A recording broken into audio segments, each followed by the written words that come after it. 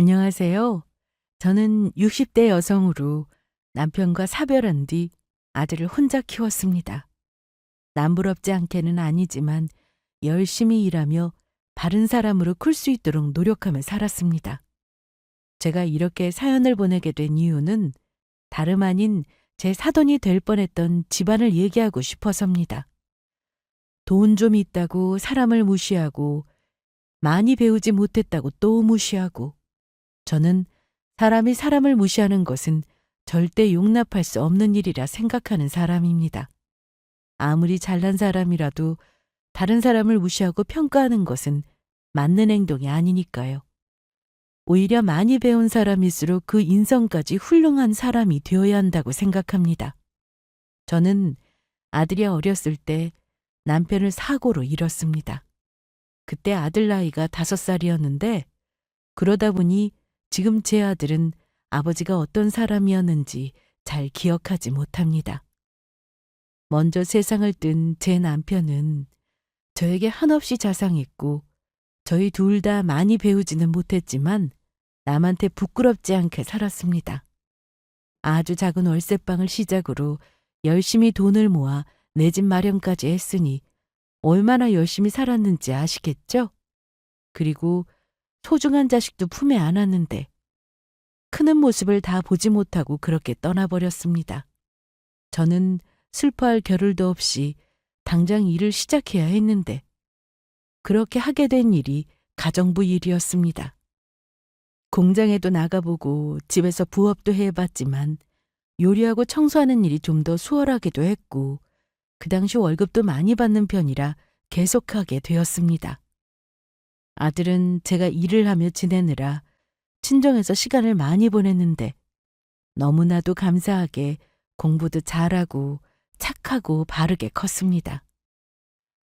사실 제가 하나부터 열까지 옆에서 지켜볼 수 없었기에 더 엄하게 키운 탓인 것 같기도 합니다.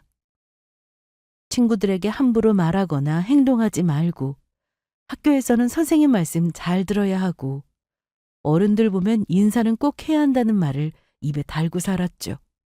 당연한 것들이지만 제가 옆에 없으니 그것조차 제대로 하지 않을까 염려스러웠거든요. 엄마, 이거 받으세요. 이게 뭐야? 오늘 월급 받았고 그동안 정민이 봐주신 거 감사해서요. 에이, 너도 형편 뻔히 아는데 네가 힘들게 번 돈을 내가 어떻게 받아. 이걸로 정민이 고기나 사줘. 얼른 받으세요. 무릎도 아프신데 봐주시고 너무 죄송해서 그래요.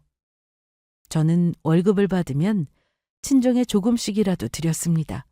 그래야 마음이 조금 편하더라고요. 어디 가서 가정부 일을 한다고 하면 무시하는 사람도 있었으나 부모님은 남의 집 하는 게 쉬운 게 아닌데 대단하다며 오히려 저를 칭찬해 주셨습니다. 열심히 사는 모습이 보기 좋다고요. 시간은 흘러 아들은 수능을 보았고 그렇게 법대에 들어가게 되었습니다. 엄마, 저 합격이에요. 합격? 정말? 네, 합격이에요. 어머나, 정말이네. 장하다, 아들. 고생 많았어. 제가 무슨 고생을 해요. 엄마가 고생했지. 저 법대 가서도 공부 열심히 해서 꼭 변호사 될 거니까 저 믿고 기다려주세요.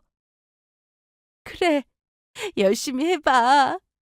아들은 본인의 꿈인 변호사를 위해서 법대에 당당히 합격을 했고 등록금은 친정 부모님이 해주셨습니다. 아니, 아빠, 정민이 등록금이 있다니까요. 저 그동안 모아놔서 4년 내내 낼 돈 충분해요. 그래도 손주가 대학에 갔는데 그것도 법대인데 가만히 있을 수 있어?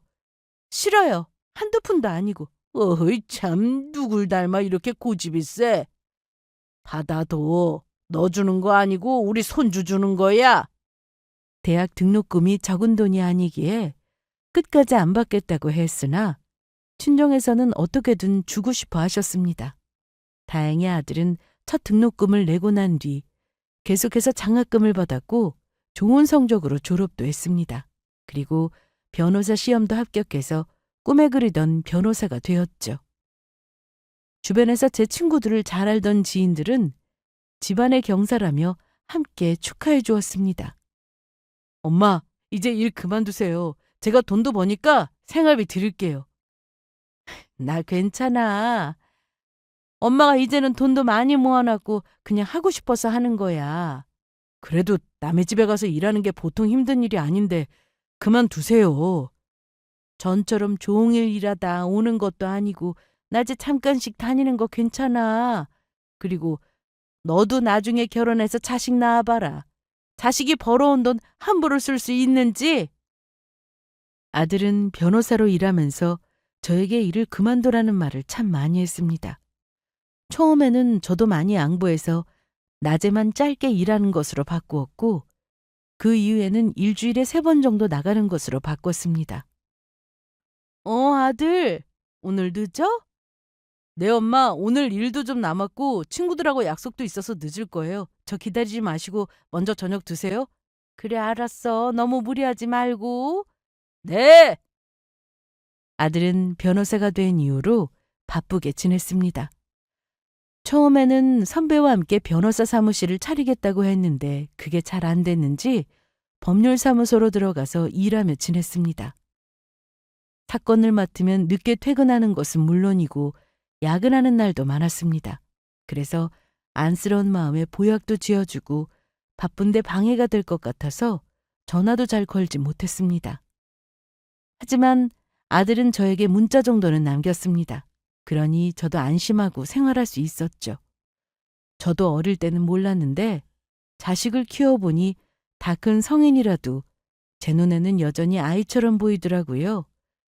그래서 밖에 나가 있으면 혹시나 무슨 일이 생기지는 않을까 걱정되고 운전 중에 사고는 나지 않아야 하는데 하면서 별별 걱정을 하며 살았습니다. 겉으로 내색하지는 않아도 제 마음이 항상 이렇다는 걸 아들이 잘 알고 있어서 전화는 자주 하지 않더라도 문자로 몇 시에 퇴근하는지 무슨 일이 있는지 정도는 보내는 아들이었어요. 저는 예전에는 돈이 필요해 일을 했다면 지금은 당장 돈을 벌지 않아도 산만했기에 쉬엄쉬엄 가정부 일을 다녔습니다. 그러다 보니 친구들은 하나같이 아들 변호사인데 아직도 남의 집 일을 다니냐며 뭐라고 하기도 했어요. 얘 미수가, 너 가정부 일 아직도 한다며? 안 힘들어? 지금은 뭐 힘들 게 있나? 아침에 가서 밥하고 청소고 좀 하고 오는 건데. 그래도 이제 아들이 변호사 됐구만. 언제까지 그 일 하려고? 할 줄 아는 게 이것뿐이라 그런지 어렵지도 않고 내 몸이 허락하는 한 더 하고 싶어. 너도 참. 혹시나 나중에 네 아들이 그 직업 창피하면 어쩌려고 그래? 정민이가? 설마. 엄마가 얼마나 열심히 살아왔는지 잘 아는데? 그건 너 생각이지. 네 아들이 그냥 평범한 직장인도 아니고 변호사면 사회적 지위도 있는 건데 나중에 결혼을 여자 데려올 때 당당히 말할 수 있겠어? 저는 오랜만에 친구들 모임에 나갔다가 생각지도 못한 말을 들었습니다. 물론 가정부에 대해서 안 좋게 바라보는 분들도 많다는 건 알고 있었습니다. 하지만 제가 도둑질을 하는 것도 아니고 열심히 살았는데 설마 아들이 그걸 부끄럽게 생각하진 않겠지 싶었어요. 그래도 친구들 얘기가 자꾸만 신경이 쓰여 아들 인생에 문제가 된다면 언제든 그만둘 생각은 하고 있었습니다. 저보다는 아들 인생이 더 소중했으니까요. 엄마, 저 왔어요. 오늘은 일찍 왔네. 저녁은? 아직 안 먹었어요. 밥 있죠? 그럼 금방 차려줄게. 네, 엄마. 엄마, 그리고 저 다음 주부터 회사 옮겨요. 그래? 어디로? 선배 소개로 제2그룹 소속 변호사로 일하게 됐어요. 정말? 그럼 지금 다니는 회사는 정리한 거야? 네, 그래서 오늘 일찍 온 거예요. 항상 퇴근이 늦던 아들이 어느 날 일찍 집에 오더니 기업 소속 변호사로 일하게 됐다고 했습니다. 유명한 회사라 저도 알고는 있었는데 그 회사에 들어갔다고 하니 저도 덩달아 기분이 좋더라고요. 엄마, 저 연봉도 훨씬 높아졌으니까 이제 일 그만두세요. 엄마 이제 일주일에 몇 번 안 나가. 그래도 엄마가 그동안 고생 많이 하셨는데 제가 생활비도 드리고 용돈도 드릴게요. 나 아직 그 정도는 아니야. 가끔 용돈이야 주면 받겠지만 생활비는 무슨. 아무튼 이제 돈 걱정하지 말고 사시라니까요. 남의 집 일 다니는 것도 하지 마시고요. 그래 알았다. 네가 그렇게 말하니까 아들 말 들을게. 그렇게 저는 가정부 일을 그만두게 되었습니다. 하지만 전에 일하던 곳에서 가끔씩 와달라고 연락이 오면 한 번씩 가곤 했습니다. 매일 나가는 것도 아니고 집안 행사가 있어서 손이 부족할 때만 가서 일하는 거라 아들도 이 정도는 크게 뭐라고 하지 않았습니다. 기업에서 변호사 일을 하게 된 아들은 전보다 더 바빠졌고 얼굴 보는 날이 많지 않았습니다. 그래서 저도 문화센터에 다니며 이것저것 수업도 듣고 친구들도 만나며 시간을 보냈죠. 그런데 어느 날 아들이 일찍 퇴근한다며 집에서 저녁을 먹을 거라는 전화를 받고 밥을 하고 있었는데 친구한테 전화가 왔습니다. 미수가 나야. 그래. 무슨 일이야? 바빠? 아니야. 지금 저녁하고 있었어. 왜? 네 아들 말이야. 별 얘기 없어? 아니? 무슨 얘기? 왜? 우리 정민이한테 무슨 일 있대? 아니 그게 아니라 내가 저번에 길에서 정민이를 봤는데 음식점에서 어떤 여자랑 들어가더라고. 딱 봐도 여자 옷차림이 평범해 보이지는 않았어. 좀 사는 집 딸 같더라고. 그래서 전화한 거야. 정민이가 아무 말도 안 해? 어, 그냥 회사 사람 아닐까?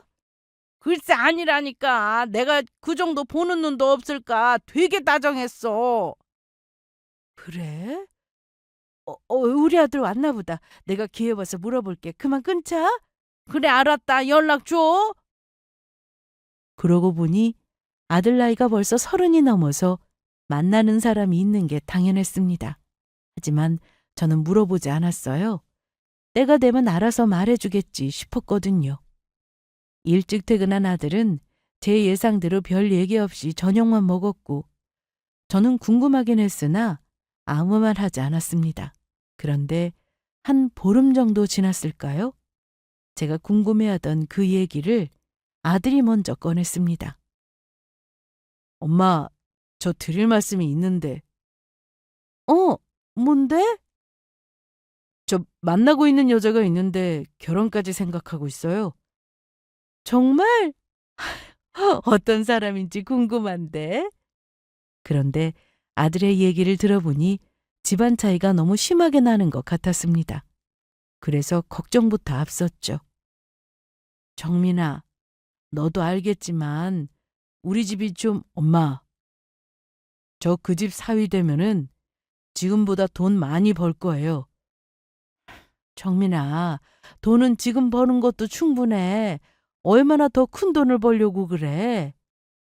저 어릴 때 외갓집에서 지낼 때 많았는데 저도 다 알고 있어요. 우리 집 가난했던 거. 지금이야 살만해졌지만 우리도 이제 어깨 펴고 살아야죠. 엄마 아들 변호사인데 그럴 자격 충분하지 않아요? 저는 아들이 좋다고 하는 여자는 반대할 생각이 없었습니다. 하지만 문제는 아들이었죠. 언젠가부터 아들은 돈을 쫓는 사람이 되어가고 있는 듯 했습니다. 그래서 만나고 있다는 여자보다 그 집안의 재력을 더 보는 것 같다는 생각이 들었고요. 너 혹시 그 아가씨한테 엄마가 무슨 일 했는지 얘기했어? 네, 다 얘기했어요. 그런데 승현이는 상관없대요. 지금이 더 중요한 게 아니냐면서 오히려 훌륭한 어머니를 뒀다고 하던데요. 그러니까 제가 결혼까지 하고 싶다는 생각이 든 거예요. 하지만 정민아, 결혼이라는 게 집안 차이가 너무 심함. 걱정 말라니까요. 그 집에서 우리 집 형편 모르는 것도 아닌데 제가 다 말씀드렸는데도 신경 안 쓰는 눈치였다니까요. 벌써 그 집에 인사까지 간 거야? 네. 몇 번 저녁 식사에 초대받아서 인사드렸어요. 부모님 좋으신 분들이니까 엄마도 너무 걱정 말고 그렇게 알고 계세요. 저는 내심 걱정이 되었습니다. 제가 오랜 세월 가정부 일을 다니며 느꼈던 점은 돈 좀 있다고 사람들 무시하는 집이 꼭 있었기에 괜히 불안한 생각이 들었죠. 물론 부잣집이라고 해서 돈 없는 집 무시하고 차별하는 집 많은 건 아닙니다. 그렇지 않은 집이 훨씬 많죠. 그래서 제가 오래도록 그 일을 할 수 있었던 건데요. 결혼 문제는 또 다르니 이대로 괜찮을까 싶은 생각이 들었습니다. 며칠 뒤 아들을 만나고 있다는 그 아가씨를 집으로 데려왔습니다. 저는 솜씨를 발휘해서 여러 음식을 준비했고 집도 깨끗하게 청소해 두었습니다. 어서 와요. 오느라 고생 많았죠? 아니에요, 어머님. 차도 안 막혀서 금방 왔어요. 집이 참 깨끗하네요. 근데 엄마, 음식을 뭐 이렇게 많이 하셨어요, 힘들게. 어머, 이걸 다 직접 하셨어요? 저는 출장 뷔페 부른 줄 알았어요. 엄마가 음식 좀 하시거든. 아, 맞다. 어머님이 전에 가정부로 일하셨다고 들었는데 그래서 음식 솜씨도 좋으신가 봐요. 저희 집 아줌마는 청소는 잘하시는데 음식 솜씨가 너무 없으셔서 밥 먹기 싫을 때가 있거든요. 얼른 먹자. 엄마, 얼른 드세요. 그래, 얼른 먹어. 아들이 데려온 아가씨는 딱 봐도 부잣집 자식인 게 티가 났습니다. 옷이며 가방, 신발까지 다 명품이었죠. 그리고 제가 어떤 일을 했는지 다 알고 있음에도 아무렇지 않아 하는 모습이 조금은 다행이다 싶었습니다. 싫어하지도 않고 창피하는 모습도 보이지 않았거든요. 아들의 말대로 정말 다 이해해 주는구나 싶었어요. 이날 저희는 저녁을 아주 맛있게 먹었습니다.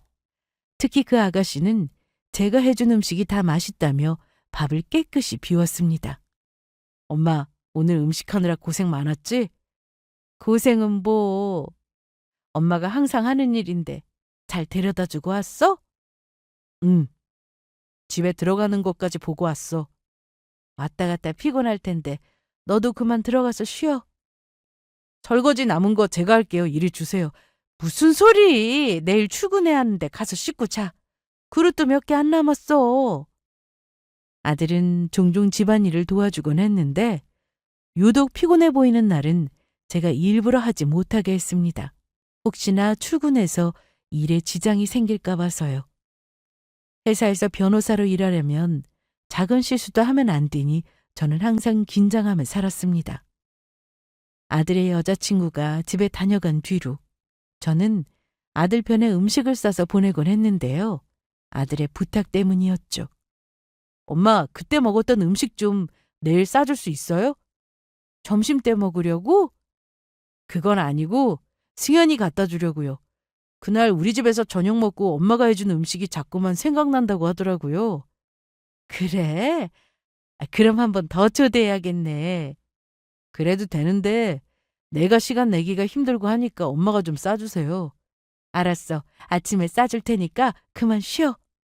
고마워요, 엄마. 저는 그렇게 아들이 부탁하면 종종 음식을 만들어 싸주었습니다. 제 음식을 좋아한다니 저도 기분이 좋더라고요. 그러던 어느 날 그 아가씨 엄마가 저에게 전화를 해왔습니다. 안녕하세요. 저 승현이 엄마 되는 사람입니다. 어머나, 안녕하세요. 제가 갑자기 연락드려서 놀라셨죠?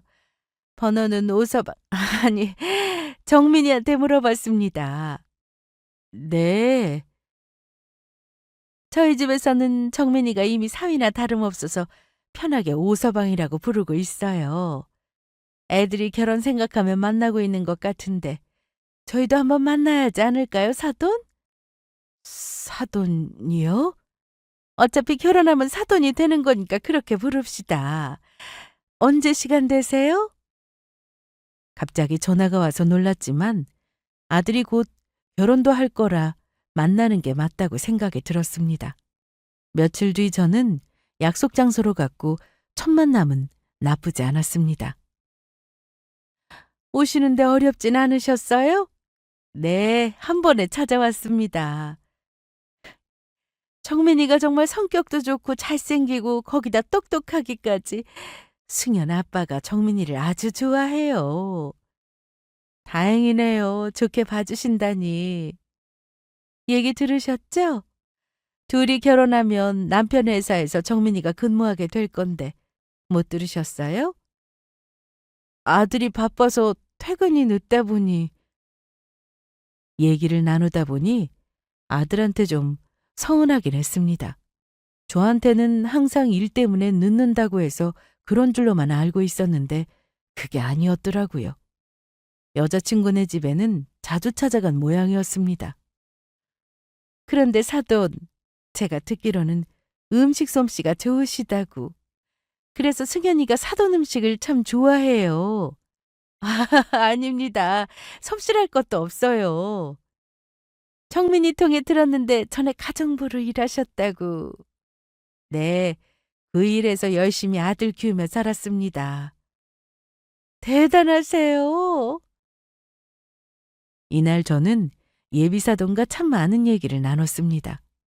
상견례를 하기 전에 자주 만나자고 하길래 저도 좋다고 했는데 헤어지면서 저한테 이런 부탁을 했습니다. 네, 그럼 조심히 들어가세요. 아, 참! 제가 깜빡했는데 혹시 다음 주에 저희 집에 오실 수 있을까요?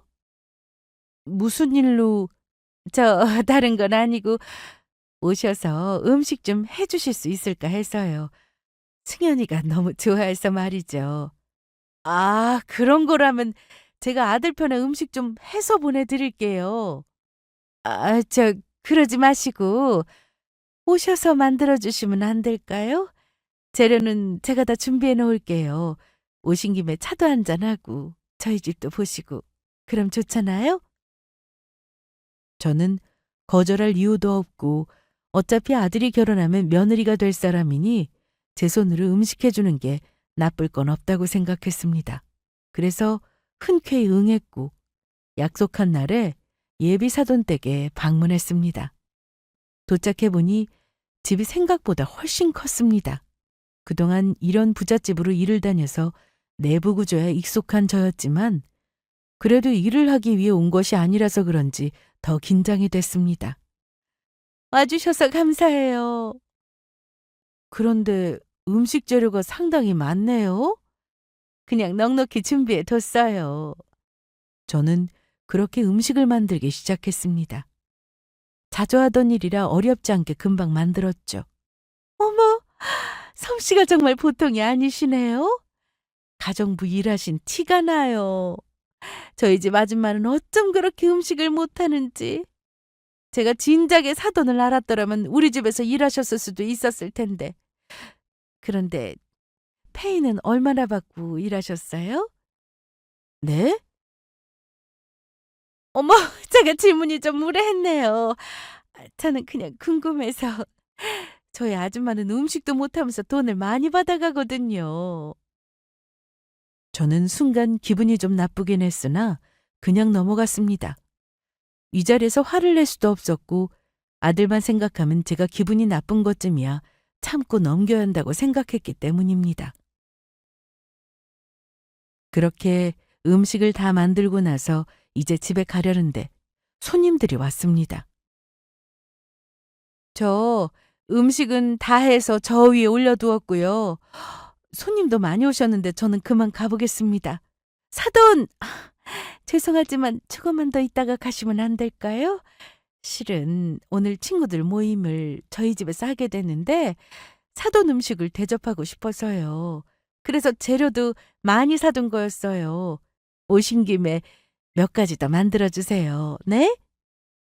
아, 네, 알겠습니다. 그럼 뭐 필요하신 거 있으시면 거실로 나오지 마시고 아줌마한테 말씀하세요. 그럼 아줌마가 저한테 와서 얘기할 거예요.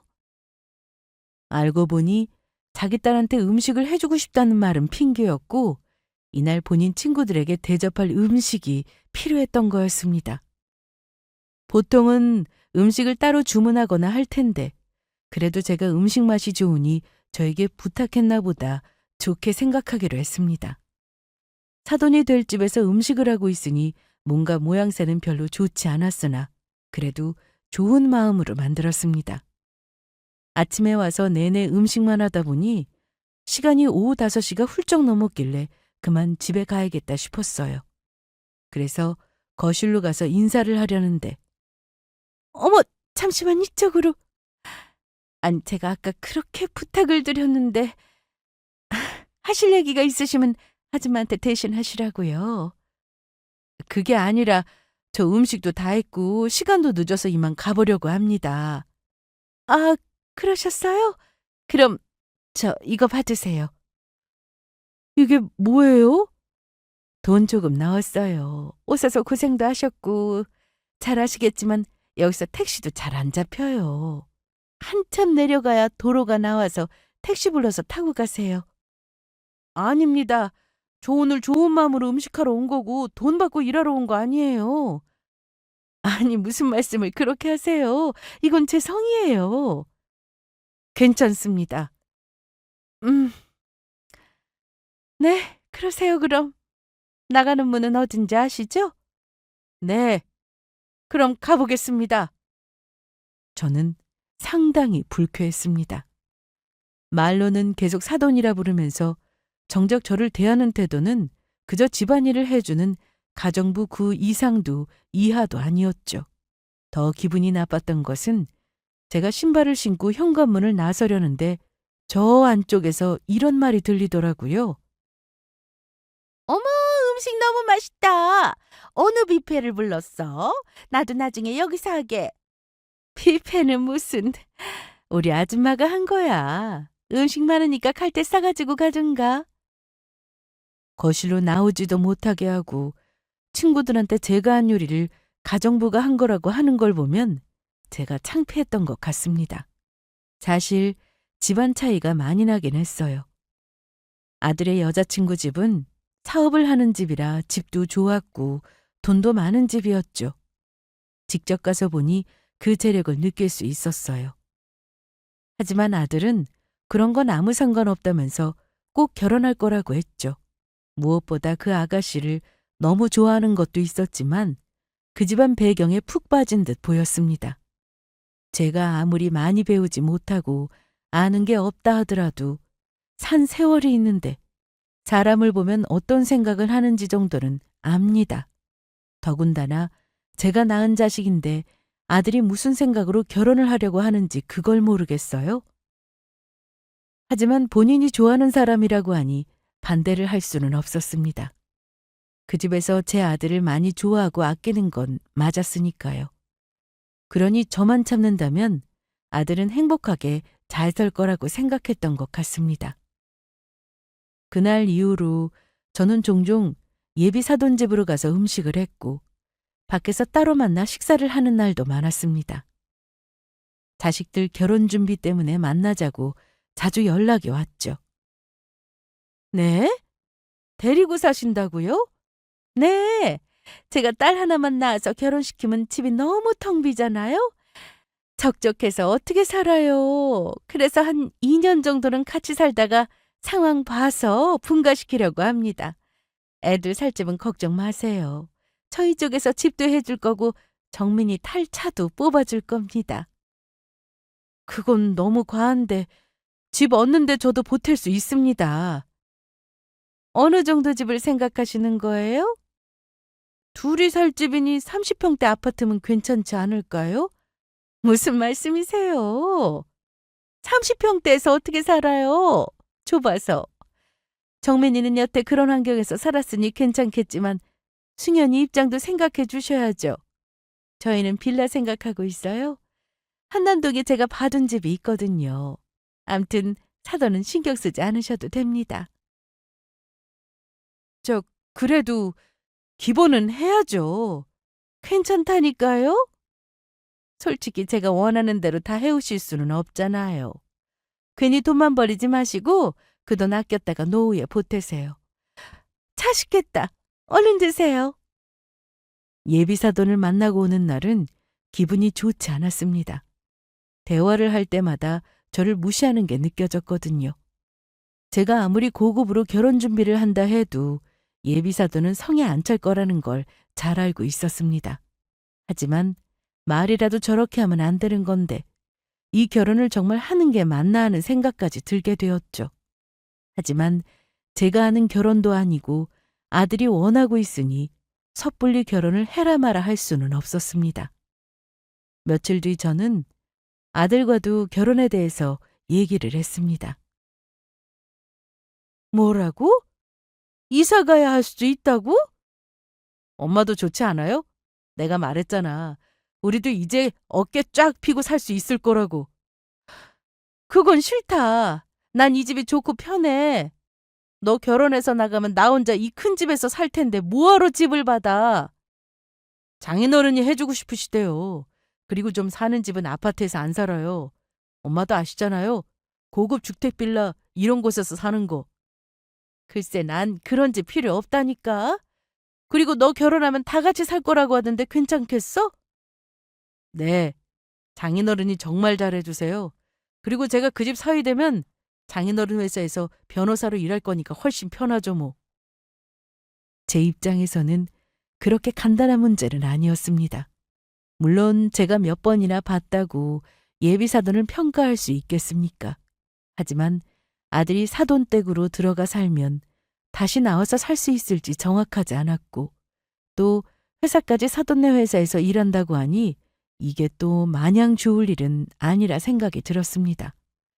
혹시나 문제가 생겨도 제대로 말 못하고 사는 건 아닐까 싶었고 며느리도 시부모님하고 같이 살면서 문제가 많이 생기는데 사위라고 다르겠어요? 사람 사는 거 다 똑같은데 분명 편하지만은 않을 거라는 생각이 들었습니다. 하지만 아들이 너무나도 완강했고 이 결혼은 꼭 하고 싶다고 했기에 제가 뭐라고 할 수도 없었습니다. 아직 상견례를 하기 전이었으나 저는 시간이 나는 대로 결혼 준비를 조금씩 하고 있었는데요. 일도 없고 시간도 좀 있는 날은 백화점에 가서 옷 구경을 했습니다. 살면서 비싼 브랜드 옷은 사본 적이 없다 보니 어떤 브랜드가 있고 어떤 옷이 어울리는지 둘러봤습니다. 그렇게 한참을 돌아다니다 배도 고프고 다리도 아파 식당을 찾고 있었는데 우연히 사돈을 만났습니다. 저는 혼자였고 사돈은 일행이 있었는데 친구로 보였어요. 서로 대화하며 걸어가고 있길래 지나가면서 인사를 했습니다. 어머, 안녕하세요. 그런데 사돈은 저를 모른 척하며 그냥 지나갔습니다. 백화점 아니기도 했고 사람들도 많고 시끄러워 제 목소리가 잘 들리지 않았을 수도 있겠다 싶었어요. 하지만 아무리 생각해도 가까이에서 바로 인사했는데 고개 정도는 돌려볼 수 있었습니다. 그런데도 사돈은 끝까지 저를 모른 척 했죠.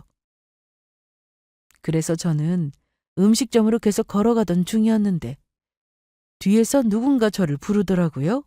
고개를 돌려보니 글쎄 사돈 옆에 서 있던 사람이 저를 불렀습니다. 어머, 정민 엄마 맞네. 어떻게 여기서 만나지? 사모님 안녕하셨어요? 나야 잘 지냈지. 여기 뭐 사러 왔어요? 네, 옷 좀 보려고. 그랬구나. 참, 이쪽은 내가 전에 말했던 그 정민 엄마. 기억나지? 음식 솜씨가 엄청 좋았는데 그만둬서 내가 아쉽다고 했었잖아. 어? 그랬나? 잘 기억이. 그런데 우리 빨리 가야 돼. 어머, 내 정신 좀 봐. 그럼 정민 엄마 나중에 또 봐요? 네, 조심히 가세요. 알고 보니 사돈 옆에 서 있던 사람은 제가 전에 일하던 집의 사모였습니다. 돈 많은 집안 며느리였는데 성품도 좋아서 가정부를 하대하거나 하지 않아 일하기 정말 편했었죠. 그때 사정상 일을 그만둬야 해서 그게 참 아쉬웠는데 우연히 만나게 되니 너무 반가웠습니다. 그런데 이날 좀 충격이었어요. 반가운 건 반가운 거고 정작 사돈은 저에게 아는 척을 하지 않았죠. 전부터 느꼈지만 저를 누군가에게 소개하는 걸 꺼려하는 게 보였습니다. 그런 기분으로 저는 입맛도 사라졌고 쇼핑할 기운도 안 나서 그대로 집에 왔어요. 지금도 이런데 아들이 결혼하고 나면 더 하겠다 싶은 생각이 들어 마음이 좋지 않았습니다. 그런데 그날 저녁 사돈이 문자를 보내왔습니다. 아까는 죄송했습니다. 그런데 제 입장도 좀 생각해 주세요. 사돈 될 사람이라고 선뜻 말하기가 그랬어요. 거기다 아까 제 옆에 있던 사람은 오랜 친구인데 친구네 집에서도 가정부로 일하셨나 봐요? 그러니 제가 더 인사하기가 좀 그렇더라고요. 이해하시죠? 입장 바꿔서 사돈 될 사람이 남의 집 일하던 사람이라고 누가 얘기할 수 있겠어요? 이러면서 죄송하다고 하는데 제가 여기다 대고 어떻게 화를 내겠어요? 그런 성격도 되지 못했고 혹시나 제가 한 소리 했다가 괜히 아들한테 미운 털이라도 박힐까 걱정되어 아무 말 하지 않았습니다. 속은 상했지만 아들이 저리 좋아하는데 제가 평생 아들 끼고 살 것도 아니고 아들 인생만 생각하면 참고 또 참았습니다. 그렇게 시간은 흘러 드디어 상견례를 하는 날이 되었고 저는 좋은 마음으로 자리에 나갔습니다. 나중에 말이 나올까 싶어 백화점에서 큰맘 먹고 산 옷을 차려입고 갔는데 이날 저는 생전 처음 비참함을 느끼고 돌아왔습니다. 몇 년 전 가정부로 일하면서도 이런 무시는 처음이었는데 그냥 저를 무시하는 거라면 얼마든지 참을 수 있었지만 이건 정도를 넘어섰습니다. 남편은 일이 너무 바빠서 자리에 못 왔어요. 이해하시죠? 네, 바쁘시면 어쩔 수 없죠. 저희가 그동안 자주 만나면서 결혼 얘기도 해서 오늘 딱히 할 말은 없네요. 많이 준비해 주셔서 제가 할 게 없어요. 없긴 왜 없어요? 이렇게 훌륭한 아들을 저희 집에 보내주셨는데? 이날 저희는 생각보다 빨리 얘기를 끝내고 자리에서 일어났습니다. 결혼 준비는 제 쪽에서 할 게 별로 없다 보니 별로 할 말도 없더라고요. 엄마, 다 드셨어요? 그럼 일어날까요? 그래, 그러자. 자, 이걸로 계산하고 와. 아까 화장실 가면서 제가 했어요. 아유, 내가 내려고 했는데 언제 계산을 했어? 우리 오서방 센스 있는 거 알아줘야 해. 그런데 갑자기 사돈이 제 손을 잡아 끌더니 주차장 한쪽으로 데리고 갔습니다. 아니, 왜 무슨 하신 말씀이라도. 저, 이거 받으세요. 이게 또 뭡니까? 설마 결혼식에 오실 건 아니죠? 그날 여행이나 다녀오세요. 네? 저번에도 말씀드렸지만 제 입장 좀 생각해 주세요. 그리고 정민이를 생각하신다면 이게 맞아요. 저는 제가 잘못 들은 줄 알고 몇 번이나 다시 물었습니다. 아무리 그래도 하나뿐인 자식 결혼식에 오지 말라니요. 제 남편도 같은 생각이에요. 결혼식 때 기업 사장들은 물론 제 친구들도 올 텐데 제가 뭐라고 소개합니까? 그리고 정민이한테 얘기 들어보니 친척들도 많지 않다면서요? 정민이도 동의한 겁니까? 아직 얘기 못했는데 남편이 말하면 알아들을 거예요? 저는 그날 떨리는 손을 겨우 잡고는 아들과 함께 집으로 돌아왔습니다. 그런데 아무리 생각해도 이건 아니다 싶었어요. 돈이 세상에서 전부는 아닌데 이렇게 결혼하면 아들도 결코 행복할 수 없다고 생각이 들더라고요. 집에 도착하자마자 저는 참았던 눈물을 쏟아졌는데 이 비참함은 말로 표현할 수 없을 정도였습니다.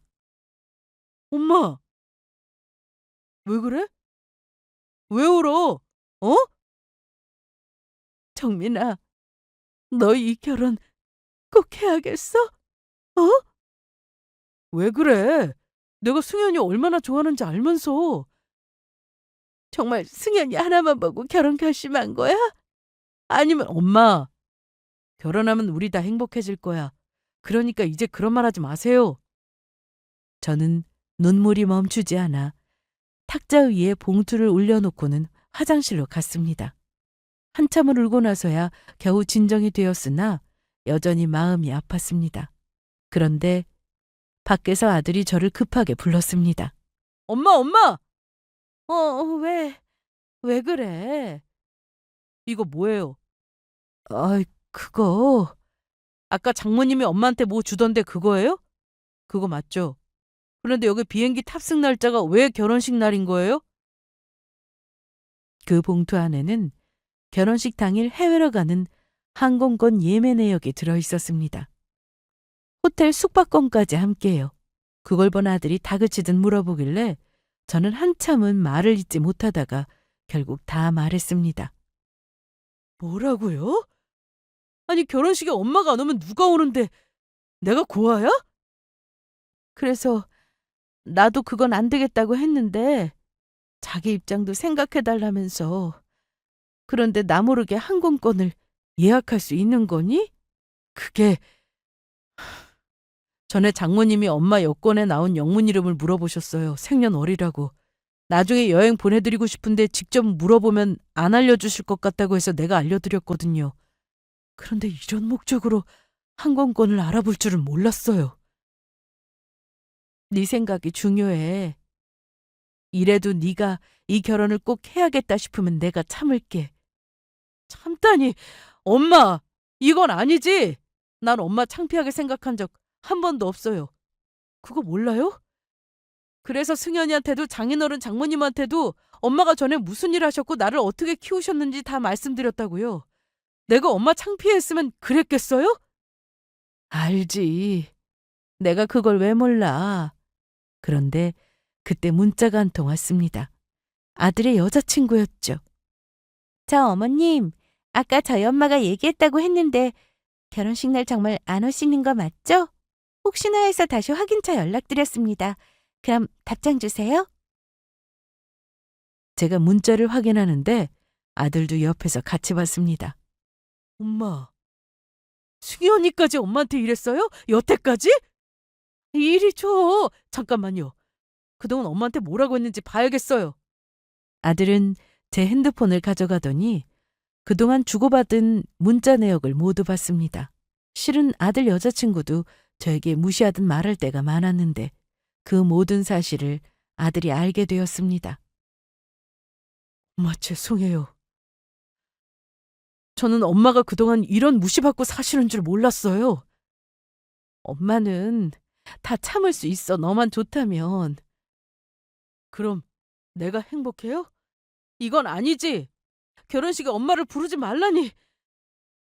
나보고 불효 저지르고 결혼을 하라고? 난 못해. 안 해! 이 결혼 안 할 거예요. 정민아, 잘 생각해. 이미 결심했어요. 나 솔직히 승현이가 좋은 것도 있었지만 집안 배경이 좋은 것도 있었어요. 엄마는 알고 계셨겠지만 여태 풍족하게 살아보지 못해서 그런가 그런 좋은 집에 가서 보니까 나도 괜히 뭐라도 되는 것 같은 기분에 취해 있었던 것 같아요. 그런데 지금 생각해보니까 아니야. 아들은 제 앞에서 울면서 그동안 잘못 생각했다며 죄송하다는 말만 반복했습니다. 그리고 뒷수습은 알아서 한다며 저에게 신경 쓰지 말라고 하더군요. 사실 제가 나서서 뭔가 할 수 있는 것도 없었습니다. 당사자끼리 만나 정리하는 게 더 중요했으니까요. 저한테는 그 어떤 연락도 받지 말고 하지도 말라고 하기에 알겠다고 했습니다. 그리고 얼마 뒤 자원봉사를 하는 날이 다가왔습니다. 저와 아들은 1년에 한 번 보육원에 가서 자원봉사를 해왔는데 아들은 아무리 아빠도 꼭 참석할 정도로 중요하게 생각했죠. 정민아, 준비 다 됐어? 네, 엄마. 이 박스가 마지막이에요. 아, 애들이 좋아해야 할 텐데. 좋아할 거야. 정민이 너 대학생 때부터 봤는데 너 보고 변호사 되려고 하는 애들도 많아졌대. 그래요? 쑥스럽게. 얼른 타세요. 저는 그렇게 보육원에 전해줄 물건을 차에 싣고는 아들과 출발했습니다. 그런데 아들이 중간중간 누군가와 계속 통화를 하더라고요. 도착 후 저는 평소처럼 원장실에 가서 물건을 내려놓고 선생님들은 물론 아이들과도 인사를 했습니다. 그리고 실내는 물론 마당 청소를 할 준비를 하고 있었습니다. 아, 그럼요. 다 부르세요. 사위가 밥 사드리는 거니까 친구분들 다 부르셔도 돼요. 네네. 그럼 큰 도로가에 도착하시면 다시 전화 주세요. 여기가 좀 안쪽이라 제가 설명드려야 하거든요. 네. 그럼 이따 뵐게요. 정민아, 너 혹시 아직 정리 못한 거야? 사위라는 말이 왜 나와? 누구랑 통화한 거야? 엄마, 제가 다 알아서 할게요. 그리고 엄마, 앞으로 확실하게 말씀드리는데 저 승현이랑 결혼 안 해요. 아들은 더 얘기해주지 않고 믿으라고만 했습니다. 대체 무슨 일인지 알 리 없던 저는 그저 청소 준비를 할 뿐이었습니다. 그런데 한 30분 뒤 고급 차량이 하나둘씩 보육원 앞으로 도착했습니다.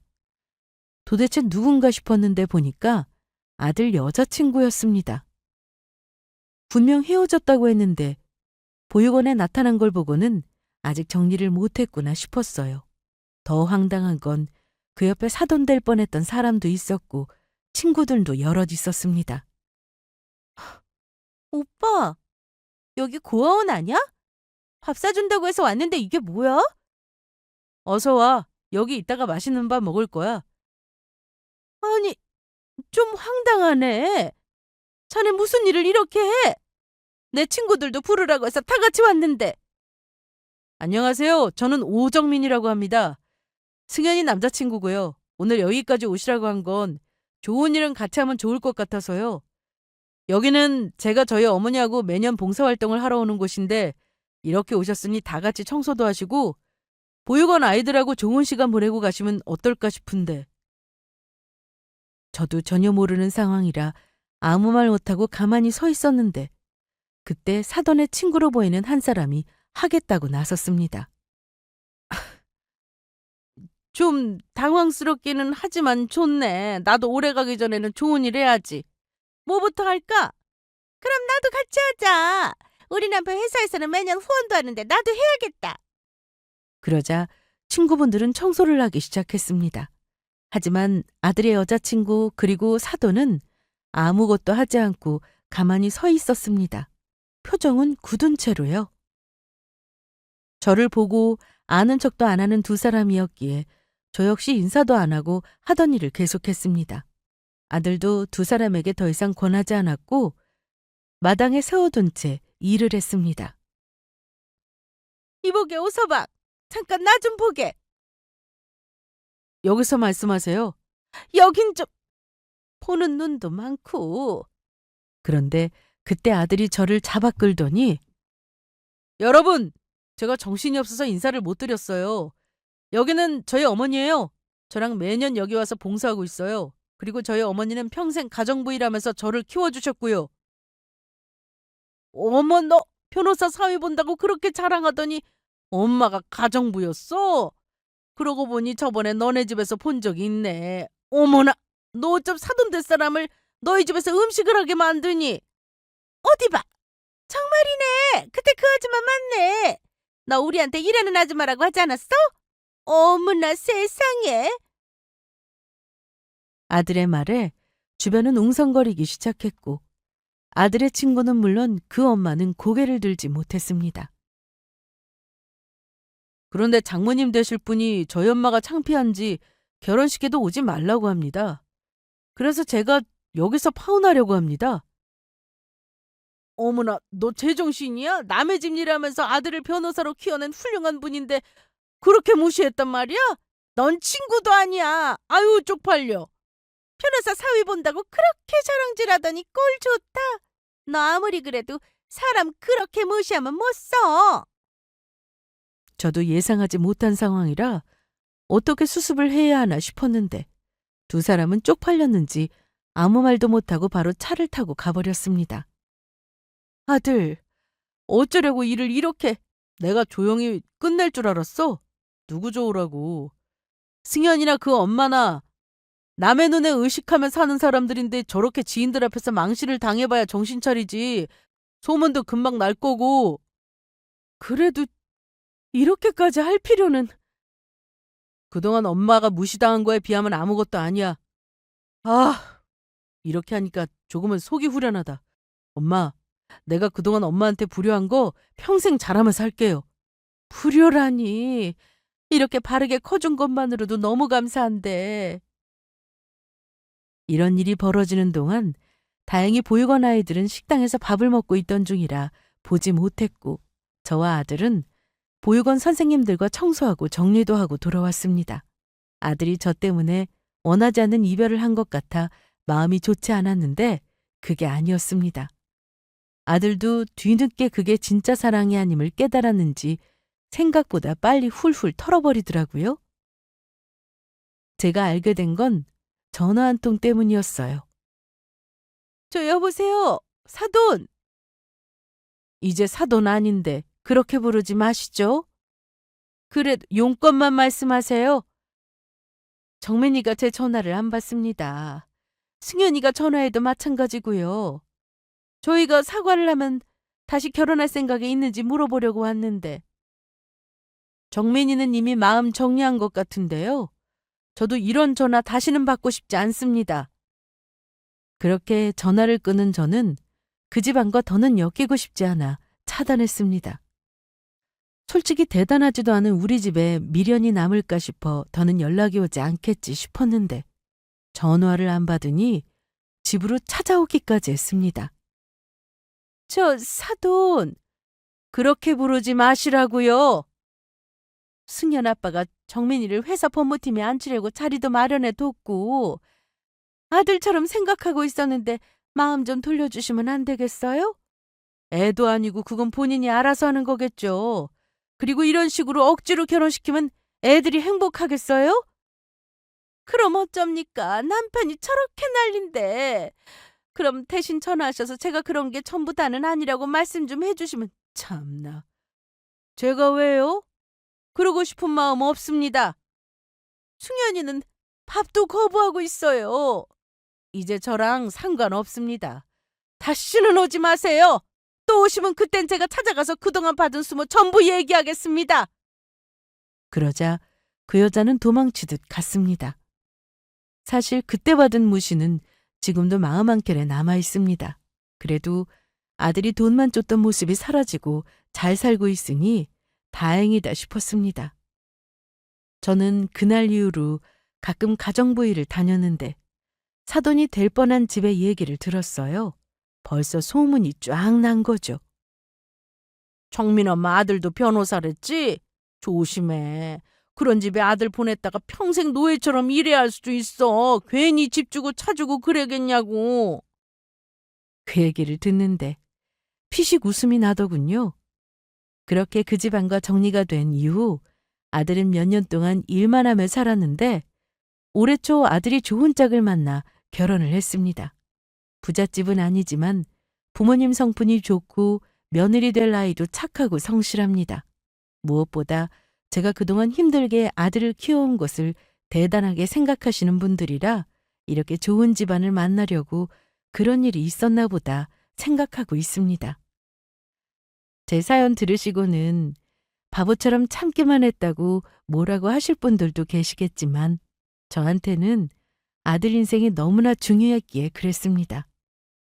하지만 지금은 제 인생도 소중해서 전에는 하지 못했던 것들을 하나씩 하며 즐기면서 인생을 살고 있습니다. 그럼 제 이야기는 여기서 이만 마치겠습니다. 참 긴 이야기였는데 잘 들어주셔서 감사합니다.